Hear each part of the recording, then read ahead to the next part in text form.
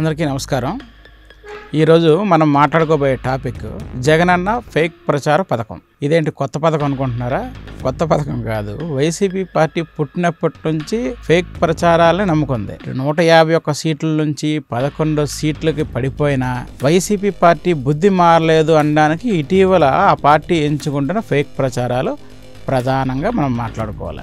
ఈరోజు 7వ తారీఖు 9వ తారీఖున పొంగనూరు వెళ్లాల్సిన జగన్ రెడ్డి తన పర్యటనను వాయిదా వేసుకున్నాడు. ఎందుకు వాయిదా వేసుకున్నాడు? అది తప్పని తెలుసుకొని బాలిక బంధువులు ప్రతిఘటనతో తన పర్యటనని వాయిదా వేసుకున్నాడు. అసలు ఏంటి ఈ స్టోరీ అనేసి మనం లోనికి వెళ్తే, పొంగనూరులో ఒక మైనర్ బాలిక మర్డర్ జరిగింది. ఆ మర్డర్ జరిగితే పోలీసులు వెంటనే స్పందించి యుద్ధ ప్రాతిపదికన 4-5 బృందాలు జల్లెడు పెట్టి వెతికి అమ్మాయి మృతదేహాన్ని గుర్తుపట్టారు. అయితే సాక్షిలో మాత్రం ఆ బాలికను అత్యాచారం చేసి చంపేశారని వచ్చింది.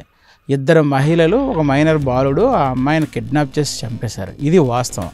కానీ ఆ సాక్షి ఏమని చెప్పింది? తప్పుడు ప్రచారం చేసింది. ఆ తప్పుడు ప్రచారంతో ఎవరైతే చనిపోయారో ఆ బాలిక బంధువులు తీవ్ర మనోవేదనకు గురయ్యారు. మనోవేదనకు గురయ్యి ప్రతిఘటించడంతో చివరికి జగన్ రెడ్డి తన పర్యటన వాయిదా వేసుకోవాల్సి వచ్చింది. దీనికి కవరింగ్ ఏంటి ఇచ్చాడు? పెద్దిరెడ్డి రామచంద్రారెడ్డి స్థానిక ఎమ్మెల్యే, స్థానిక వైసీపీ ఎమ్మెల్యే, ఆ పార్టీ ప్రభుత్వం యుద్ధ ప్రాతిపదికన స్పందించింది కాబట్టే జగన్ రెడ్డి పర్యటన వాయిదా వేసుకున్నారని. ఇది ఈరోజు జరిగింది. కానీ మనం 2012 నుంచి వైసీపీ ప్రారంభించినటువంటి చూస్తే తప్పుడు ప్రచారం, విపరీతమైన తప్పుడు ప్రచారం ఆ పార్టీకి అలవాటు. మీకు గుర్తుందో లేదో, 2014 ఎన్నికల్లో ఓడిపోయిన తర్వాత ఐపాక్ టీంని ఏర్పాటు చేసుకుంది. ఐపాక్ టీం తప్పుడు ప్రచారం చేయడంలో దిట్ట. ఉన్నది లేనట్టు, లేనిది ఉన్నట్టు, జరిగింది జరగనట్టు, జరగనిది జరిగినట్టు ఇది చెప్పడం వైసీపీ పని. దాన్ని వైసీపీ పేటీఎం బ్యాచ్ విపరీతంగా ప్రచారం చేయడం. లాస్ట్కి ప్రజల బుర్రల్లోకి ఏది నిజమో ఏది అబద్ధమో తేల్చుకోవడమే పెద్ద పని అయిపోయింది. తిరుమల తిరుపతి దేవస్థానంకు సంబంధించి శ్రీవారి నగలు చంద్రబాబు నాయుడు గారి ఇంట్లో ఉన్నాయని ఒకసారి ప్రచారం చేశారు. అదేవిధంగా తిరుమల ప్రధాన అర్చకులు రమణ దీక్షితులు గారి చేత పింక్ డైమండ్ పోయిందని ఆరోపణ చేయించారు.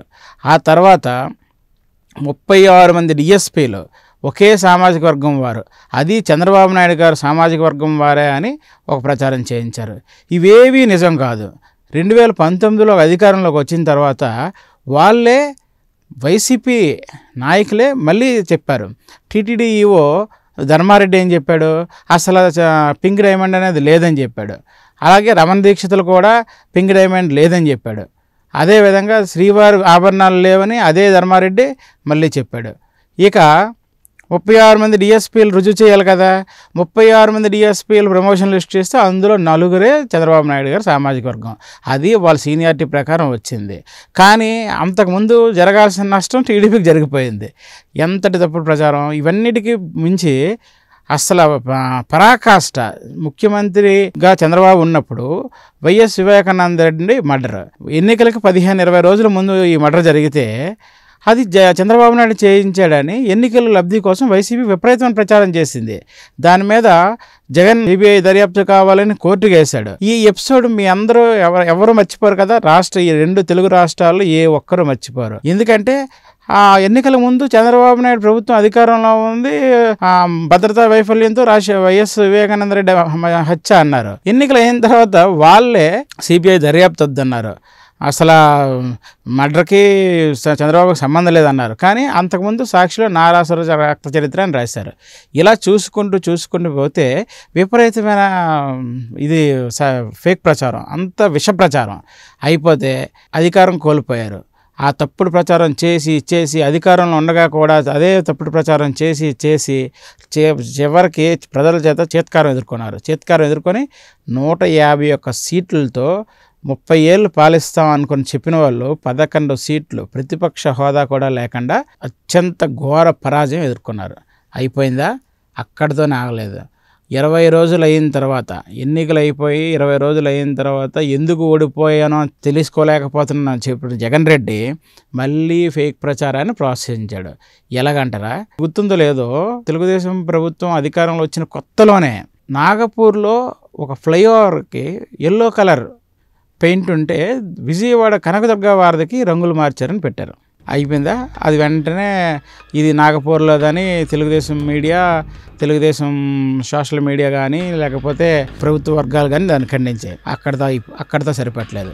విజయవాడ వరదల్లో ప్రజలు నానా ఇబ్బందులు పడుతుంటే విజయవాడ వరదల్లో వాళ్ళకి ఉపశమనం కల్పించాల్సింది బాధ్యత గల ప్రతిపక్షంగా, బాధ్యత గల రాజకీయ పార్టీగా చేతనైతే సాయం చేయాల్సింది పోయి ఏం చేశారు? బుడమేరు గేట్లు ఎత్తేస్తారని ఒకసారి, బుడమేరుకి మళ్ళీ వరద వస్తుందని ఇంకొకసారి, అసలు వరద సహాయం అందటం లేదని ఒకసారి, అధికారులే ఉండలేదని ఒకసారి, అమరావతి రాజధాని మునిగిపోయిందని ఒకసారి, హైకోర్టు మునిగిపోయిందని ఒకసారి. హైకోర్టు పనిచేస్తుందిరా దేవుడా అని అక్కడ న్యాయవాదులు అందరూ చెప్తుంటే వీళ్ళు వచ్చేమో హైకోర్టు మునిగిపోయింది అంటారు. అసలు ఇదేంటి? వీళ్ళు బురద చల్లడం, ప్రభుత్వం కడుక్కోవడం, ఇదొక పని అయిపోయింది. ఇవన్నీ పరాకాష్ట. అసలు మారరా? ఇది మారేది ఎప్పుడు? అసలు ఈ విష ప్రచారం వల్ల ఎవరికి మంచి జరుగుతుంది? ఎవరికైనా మేలు జరుగుతుందా? మీరు ప్రభుత్వానికి సలహాలు ఇవ్వండి, తప్పు జరిగితే నిలదీయండి.